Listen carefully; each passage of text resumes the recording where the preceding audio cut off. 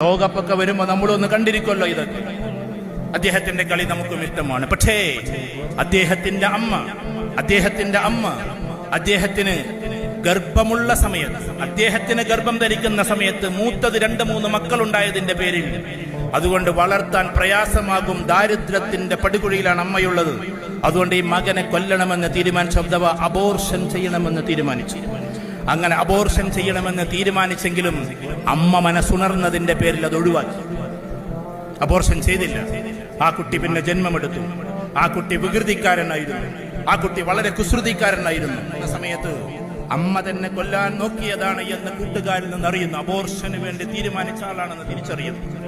അങ്ങനെ തന്നെ പഠിപ്പിക്കുന്ന അധ്യാപകന് നേരെ കസേര ഉയർത്തിയ ഒരു ചരിത്രമുണ്ട് ആ പാവം കുട്ടിക്ക്. അഥവാ വിഷമത്തോടെ, സങ്കടത്തോടെ, സ്കൂളിൽ പഠിക്കാത്തവൻ, നമ്മുടെ ഭാഷയിൽ പറഞ്ഞാൽ ഒന്നിനും പറ്റാത്തവൻ,